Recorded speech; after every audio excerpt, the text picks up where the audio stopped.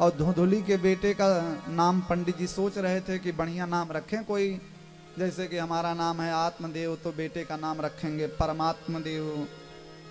धुंधुली बोली है कोई परमात्मा और देव मेरे बेटे का नाम नहीं होगा। हाँ मेरा बेटा, मैं इतना परिश्रम से मैंने जन्म दिया है, आपका नाम नहीं मेरा नाम है धुंधुली। सो मेरे बेटे का नाम होगा धुंधुकारी। दिन बीते समय बीते, दोनों बालक बड़े होने लगे। दोनों बालक जब बड़े होने लगे, कियत कालेन तौ जातौ तरुणो तनया उभौ गोकर्णः पंडितो ज्ञानी धुंधुकारी महाखलः। वो जो गाय का बेटा है ना, गाय का बेटा, वो तो बहुत बड़ा ज्ञानी निकला, और धुंधुकारी महाखला है, बहुत बड़ा लोफड़ निकल गया। पंडित के घर में जन्म लिया था, न चुरकी रखे, न शिखा बांधे, न गायत्री मंत्र का जाप करे, न तिलक लगावे, न नियम से उसका स्नान, न ब्रश, न शौचादि क्रिया, बस ऐसे चांडालों के बच्चों के साथ सव हस्ते न भोजनम। पंडित जी अवॉइड करते रहे, एक ही बेटा है, सुधर जाएगा, और कुसंग में पढ़ करके अरे राम राम राम राम राम। पंडित के घर में जन्म लेकर के सबसे पहले तो ताश खेलना शुरू किया, फिर जुआ खेलने की आदत लग गई, तो जुए में दांव लगाने लगा, तो जब दांव लगाने लगा तो हारने लगा। अपने माताजी से ले जाएं, माताजी कहती थी धुंधली ले जा बेटा, सब तेरा ही तो है। तो माता से ले जाने से जब काम नहीं चला तो चोरी की करने लगा। इतनी बड़ी विद्वान का बेटा चोरी करने लगा, और चोरी में जो एक आध दो बार पकड़ा गया तो मारा गया, खूब मारा गया। तो दुखी हुआ, तो जब दुखी हुआ तो लोग गम भुलाने के लिए क्या करते हैं, पीना शुरू कर दिया, शराब पीने लगा कुसंग में पड़ करके। बहुत बड़ा लोफड़। एक दिन, और जितना पंडित जी पंडिताई में पाए थे, चांदी का सिक्का, परात, कलश, सोने के लक्ष्मी नारायण, ये जो भी पूजा पाठ पंडिताई मिलता, धीरे धीरे सब जुए में हार गया। एक दिन रात्रि के 12 बजे शराब पिया हुआ, नशे में धुत, 20 साल का हो गया ना, तो बड़ा हो गया धुंधुकारी। और जैसे आया एक बाप की हैसियत से, जब पंडित जी बोले अरे तुमने मेरे घर को नरक का अड्डा बना दिया, तब अपने पिता को ही मारने दौड़ा। विद्वान ब्राह्मण वहीं फूट फूट करके रोने लगा। बंधुओं, जब एक जवान बेटा अपने बाप के ऊपर में हाथ उठाने को तैयार हो जाए, मारे ना, हाथ ही उठाने के लिए तैयार हो जाए, तो बूढ़ा बाप बेचारा क्या करेगा। बूढ़ा ब्राह्मण खूब फूट फूट करके रो रहा था। तो यही जो गाय के बेटे हैं ना, गोकर्ण, आज तो हमारे पास बहुत समय कम है, समाज पद्धति से आगे बढ़ेंगे। सब लोग थके हैं, नींद आने लगी है, क्योंकि समय से बेसमय हो गया है ना मामला। यही गोकर्ण आए और 2 श्लोकों में ऐसा समझाए कि पंडित जी को वैराग्य हो गया। पंडित जी चले गए जंगल में, और अपने पिता के जाने के बाद धुंधुकारी ने अपनी मां को बहुत मारा, धुंधली को बहुत मारा। अरे राम राम राम, धुंधली रोवे, इतना मारा, मारते मारते मारते मारते मारते मारते मारते मारते मारते मारते मारते मारते मारते मारते मारते बेदम कर दिया पापी ने। मारे, बोल बुढ़िया कहाँ रखी है रुपया सोना चांदी? धुंधली रो है बेटा, जितना था सब ले गया। इतना पापी था, अपनी माँ को इतना मारा। बोला देख अभी आता हूँ 2 मिनट में, जितना सोना चांदी रखे निकाल, नहीं अब की बार लात से मारूंगा तुझे। हनिस से लत तया नचेत, बेचारी धुंधली डर गई, आएगा तो मारेगा, इसे डर के मारे रात्रि में मारा था ही बहुत, भागी। और सामने था कुआं, उसी कुएं में गिरी और गिर करके मर गई। जैसी करनी वैसी भरनी, यही ना परपंच फैलाई थी। पंडित जी का क्या हुआ? पंडित जी तो अपना दशम स्कंद का पाठ करते हुए मस्त हो गए। गोकर्ण जी कहे भैया हम नहीं रहेंगे, ये तो बड़ा खतरनाक आदमी है। गोकर्ण जी चले गए तीर्थ यात्रा पर। जब घर में कोई नहीं रहा तो 5 स्त्रियों को ले आकर के रख लिया।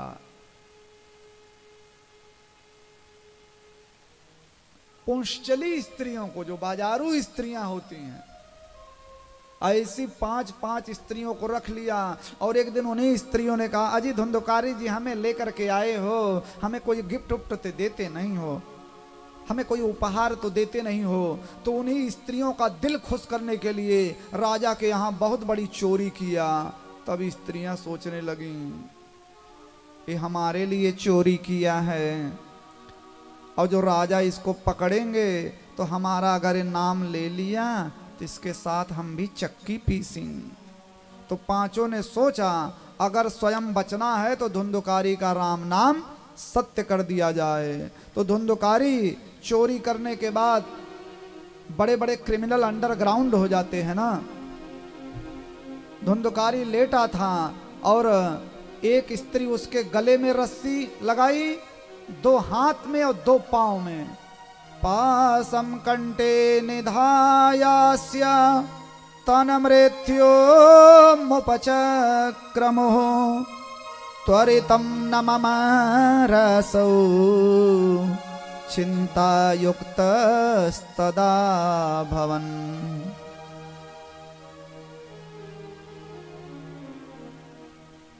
हाथ पांव बांध करके उसका गला दबाने लगी, चिल्लाने लगा, तड़पने लगा। स्त्रियों ने सोचा हे भगवान छूट जाएगा तो बड़ी दुर्दशा करेगा। तो एक गई और जलता हुआ आग का अंगारा, जिसको हम लोगों के यहाँ चैला बोलते हैं, वही जलती हुई आग ही उसके मुंह में डाल दिया। तप्तांगार समूहश्च, और आग की ज्वाला से तड़प तड़प करके धुंधकारी मर गया। और मर गया तो स्त्रियां इतनी साहसी थी कि रातों रात गड्ढा खोदी, उसी गड्ढे में उसको गाड़ दी, ऊपर से मिट्टी उट्टी डाल करके लिपाई पुताई करके बिल्कुल एकदम फ्रेश कर दी आंगन। गांव वाले आए और कहे कहाँ गए धुंधकारी? बोले गए हैं परदेश कमाने। अब हम 5 लोग हो गए ना तो खर्चा थोड़ी चलता है। लोफड़ लंपट था ही, गांव वाले ध्यान नहीं दिए। स्त्रियां 10-15 दिन रहीं और सारा सोना चांदी लेकर के गायब हो गई। बहुत बड़ा प्रेत हुआ है, जल करके मरा, पापी था ही, अकाल मृत्यु हुई है, बहुत भयानक प्रेत हुआ। बहुत दिनों के बाद गोकर्ण जी तीर्थ यात्रा से लौट करके जब आए तो घर तो अब खंडहर हो गया है। सोचे गांव वालों को क्या जगाना, उसी घर में रात्रि का समय था, जाप करने लगे। हाँ, जो सज्जन पुरुष होते हैं, या निशा सर्वभूतानाम तस्य जागृति संयमी, जब सारी दुनिया सोती है तो संयमी जो होते हैं वो भगवान का भजन करते हैं। अब इधर गोकर्ण जी भगवान का भजन कर रहे हैं तो रात्रि के समय में बड़े भयानक भयानक आवाज आने लगी। बड़ी भयानक भयानक आवाज, कभी भेड़ा की आवाज, कभी हाथी की आवाज, कभी भैंसा की आवाज, कभी गदहा की आवाज, कभी कुत्ते की आवाज। बड़े डरावने डरावने भूत प्रेत सब शब्द सुनाई पड़ने लगे। गोकर्ण जी कहे आए, बहुत डरावने डरावने सब दौड़े। कौन कौन है मुझे डराने का प्रयास कर रहा है? एक छाया खड़ी हो गई, मैं। तो गायत्री मंत्र जो जप रहे थे, अभिमंत्रित जल जब छींटा मारे तब उस छाया को बोलने की शक्ति आई। अहम भ्राता त्वदीयोऽस्मि धुंधुकारीति नामतः स्वकीयेनैव दोषेण ब्रह्मत्वं नासितं मया।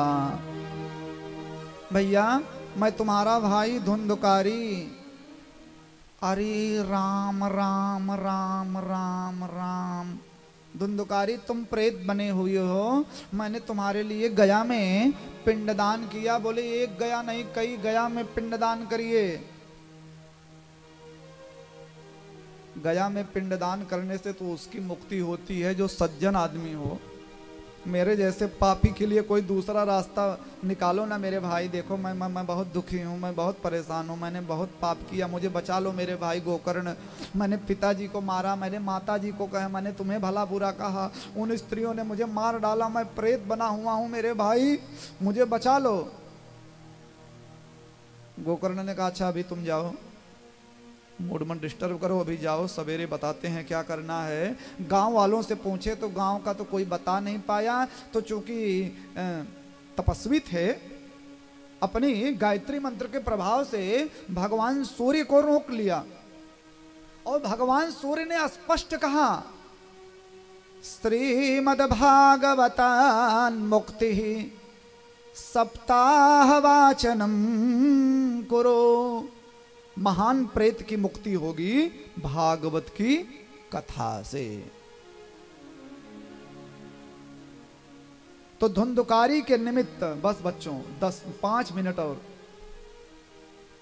आप ही लोगों का को देखते हुए हम जल्दी जल्दी कर रहे हैं। क्या है ना, नींद आती है तो जो देवता लोग बैठते हैं कथा में उनके ऊपर में ज्यादा प्रेशर रहता है। हमारी माताओं का इनको नींद आएगी तो घूंघट काट लेंगे, घूंघट के नीचे एक नींद मार लेती हैं।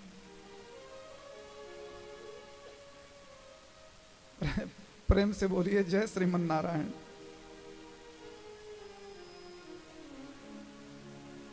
कथा का आयोजन हुआ, गोकर्ण जी व्यास गद्दी पर बैठे, लेकिन भाई प्रेत कैसे कथा सुने। हम लोग तो बड़े भाग्यशाली हैं ना, बढ़िया बैठ करके आराम से कथा सुन रहे हैं, लेकिन प्रेत प्रेत कैसे कथा सुने। प्रेत तो हवा फुर्र दे, हवा चली गए उधर गिरे, कथा कैसे सुने। लेकिन भगवान की बहुत बड़ी कृपा थी कि वहीं सप्त ग्रंथि का मांस, एक व्यास मंच के दाहिनी तरफ सप्त ग्रंथि का मांस, सप्त ग्रंथि का मांस देखिए प्रतीक में लगाया जाता है। प्रेम से बोलिए जय श्रीमन नारायण। पहले दिन की कथा हुई, पहली ग्रंथि फट गई। द्वितीय तथा सायं द्वितीय ग्रंथि भेदनम। दूसरे दिन की कथा हुई तो दूसरी ग्रंथि फट गई। तीसरे दिन की तीसरी, 4, 5, 6 और जैसे ही 7 दिन की कथा पूरी हुई, दिव्य रूप धरो जातो तुलसी दाम मंडितः पीतवासा घन श्यामो मुकुटी कुंडलान्वितः। दिव्य रूप धारण करके बढ़िया तुलसी की माला ओला पहने धुंधुकारी प्रकट हो गया। ए भैया गोकर्ण तुम धन्य, तुम्हारी कथा धन्य, धन्या भागवती वार्ता प्रेत पीड़ा विनाशिनी। देखो मुझे कितना सुंदर शरीर मिल गया, भगवान के दूत आए हैं, मैं भगवान के धाम को जा रहा हूं, मेरे लिए विमान आया है। और जैसे ही धुंधुकारी विमान में बैठने लगा तब गोकर्ण जी ने कहा हे देवदूतों, कथा अकेले धुंधुकारी ने थोड़ी सुनी। मुख्य यजमान सुभाष चंद्र दुबे जी कथा का आयोजन कराए हैं, तो ये अकेले थोड़ी कथा सुन रहे हैं, सब हम लोग सुन रहे हैं। इनके गांव, देश, घर, परिवार, नात बात, रिश्तेदार, पूर्व पवस्त, टोला मोहल्ला, छोटी मूर्ति, बड़ी मूर्ति, अठन्नी चवन्नी, सब कथा सुन रहे हैं। हाँ, प्रेम से बोलिए जय श्रीमन नारायण। जहां तक आवाज जा रही है सब सुन रहे हैं। गोकर्ण जी ने कहा, हे देवदूतों, जब कथा सबने सुनी, अकेले धुंधुकारी ने नहीं सुनी, तो सबके लिए विमान ले आना चाहिए था ना। आनी तानी विमानानि न तेषां युगपत् कुतः। ये भेदभाव क्यों? पंगत में भेदभाव थोड़ी होता है। अभी भंडारा चल रहा हो और भंडारे में सबको आप जो है सब्जी दे रहे हैं, वही नॉर्मल वाली परवर की, तब तक आपका कोई खास आ जाए, उसको पनीर देने लगे, अरे अरे भैया आपके लिए पनीर बनवाए थे, तो बगल वाला सोचेगा ना, हम परवर और ये पनीर।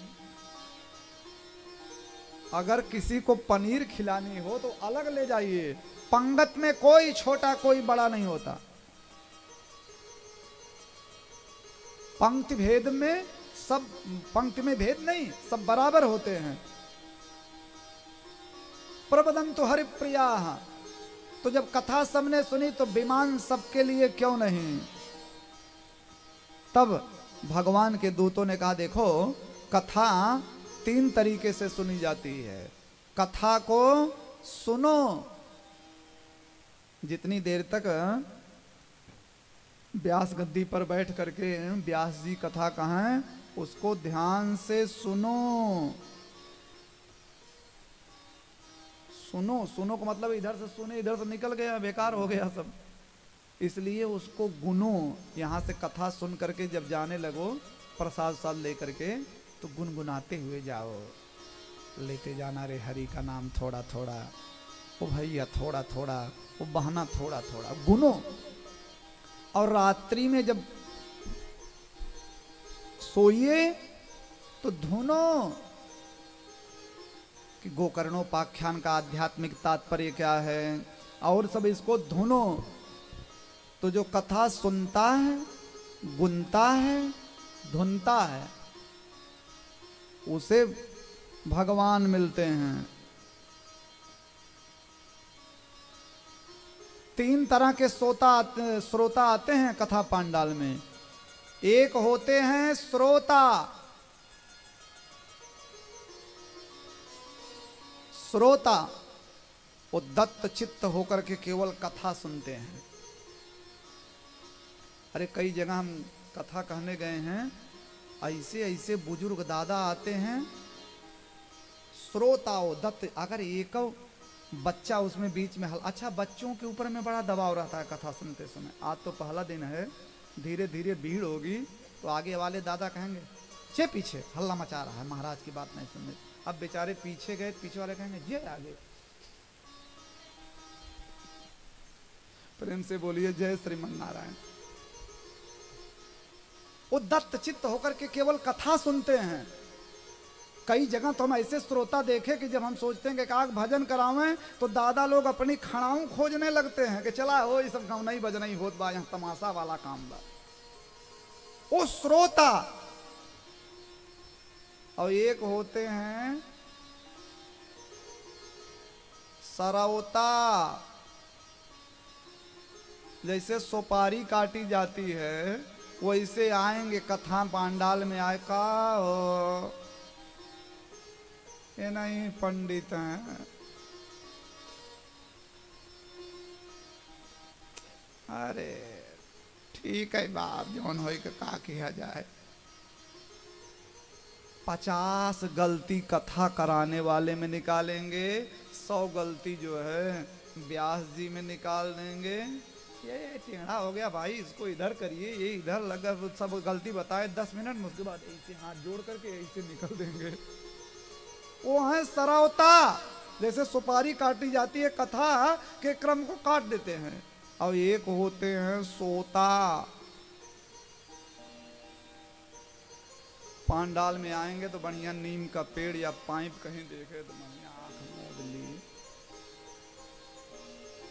लेकिन भगवान श्रोता को मिलते हैं, सरौता सोता।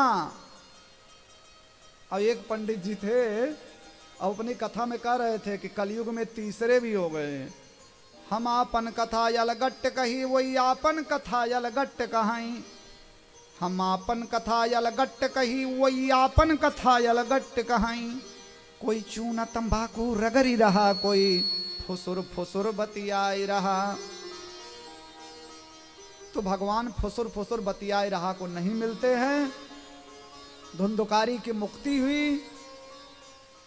गोकर्ण ने भादों के महीने में दोबारा कथा कही, और जब दोबारा कथा कहे तो पूरे गांव के लिए विमान आ गया था। उसके बाद सप्ताह यज्ञ की विधि नारद जी ने पूछी है। तो कहे विद्वानों से बढ़िया से मुहूर्त जो है विचार कर लेना चाहिए। तो मुख्य यजमान जी को सब बता देंगे कथा सुनी कैसे जाए। बोले पहला नियम तो ये है कि दूध पी करके कथा सुनी जाए। पहले कहे घी पी करके, केवल 7 दिन घी ही पीजिए। तो कहे घी तो नहीं पी पाएंगे। तो कहे केवल दूध पीजिए। कहे ये भी ना हो पावे तो कहे फलाहार करिए। कहे फलाहार भी ना हो पावे तो कहे फिर एक समय भोजन, एक समय फलाहार। कहे अगर ये भी ना हो पावे तो कहे भोजनम तो वरम मन्ने मनः संतोष कारकम नोपवासे वर प्रोक्तः कथा विघ्न करो यदि। भागवत ज्ञान यज्ञ में कथा मुख्य है। अच्छा मान लीजिए आप बीमार हैं या कोई बात है, डॉक्टर की दवाई खा रहे हैं और सोचे नहीं हम उपवास करेंगे ही, उपवास करने लगे, बीच में तबीयत खराब हो गई। तबीयत खराब हो गई तो कथा में विघ्न होगा ना। या फलाहार कर रहे हैं और मन लग गया पूरी पनीर मिलती, क्या बताएं 7 दिन जल्दी से पूरा हो, तब भी नहीं ठीक है। कथा में मन एकाग्र होना चाहिए। एक जगह कथा कहने गए थे, श्रीवास्तव परिवार था, बड़ी भक्त थी। बोली हम 7 दिन तक फलाहार करेंगे। हम कहे तबीयत खराब हो जाएगी। अरे बोले नहीं, भगवान पार करेंगे सब। हम भाई डर के मारे नहीं बोले कुछ। 3 दिन तक तो ठीक ठीक रहा। चौथे दिन आरती कर रहे हैं, गिरी चट्ट दे। हाँ हाँ भाई चक्कर आ गया, कमजोरी से गिरी। और बच्चे दौड़े, अरे मम्मी के चक्कर आ गया। हम कहे मम्मी पहले ग्लूकोज चढ़वाओ, इनको भोजन कराओ। अरे भाई ऐसा उपवास किस काम का? अगर हमारे उपवास करने से हमारी तबीयत खराब होने का डर है तो उपवास जरूरी नहीं है। कथा विघ्न करो। अगर कथा में विघ्न आ रहा है, अगर उपवास का तो नियम इसीलिए बनाया गया था कि शरीर हल्का रहे, ज्यादा देर तक हम बैठें। सवेरे सवेरे आप लोग प्रातः काल जल्दी उठें। मुख्य यजमान के घर और भी जो नियम करना चाहें, सब भगवान के भक्त हैं। लहसुन प्याज तो बिल्कुल मत बने घर में। अब लहसुन प्याज न बने हवन तक, भंडारा तक। आप लोग प्रातः काल जल्दी उठें। सब पूरा गांव वाले जल्दी उठिए, स्नान करने के बाद कलशों के ऊपर में जल छोड़ें, तुलसी जी के ऊपर में जल छोड़ें, गोवर्धन जी के ऊपर में जल छोड़ें। और सवेरे की आरती में आप लोग सम्मिलित हों। और कथा के बीच में जो भी उत्सव आवे, राम जन्म, कृष्ण जन्म, गोवर्धन पूजा, रुक्मणी विवाह, सुदामा चरित्र, वामन चरित्र, ये जो जितने सुंदर सुंदर उत्सव आवे, इनको खूब धूमधाम से मनाया जाए। यही कथा का सार है और यही तत्व है।